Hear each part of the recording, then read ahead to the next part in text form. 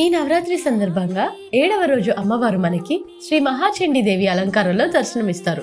చండీదేవి ఆవిర్భావం ఎలా జరిగిందో తెలుసుకుందాం పదండి. పురాణాల ప్రకారం శుంభనిశుంభులు అనే రాక్షసులను సంహరించడానికై పార్వతీదేవి కౌశికీదేవిని సృష్టిస్తుంది. ఆమె సౌందర్యానికి మోహితులైన శుంభనిశుంభులు ఆమెను బందీగా తెమ్మని చండముండులను పంపిస్తారు. ఇది తెలిసిన కౌశికీదేవికి ఆగ్రహం వస్తుంది. ఆమె కనుమోపుల నుండి మహాకాళి ఆవిర్భవిస్తుంది.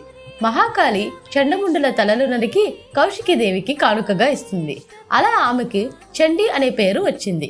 తరువాత శుంభనిశుంభులు రక్తబీజుడు అనే మరొక రాక్షసుని పంపుతారు. అతనికి ఒక వరం ఉంది. అతని రక్తం నేలపైన పడితే మరొక రాక్షసుడు పుడతాడు. చండీదేవి మహాకాళీదేవితోటి కలిసి రక్తబీజుడిని సంహరిస్తుంది. తరువాత శుంభనిశుంభులే దేవితో యుద్ధానికి వస్తారు. అప్పుడు దేవి తన విశ్వరూపంతో రాక్షస సంహారం చేస్తుంది. శివశక్తి ఎంటర్ప్రైజెస్ తరపున శరన్నవరాత్రుల శుభాకాంక్షలు.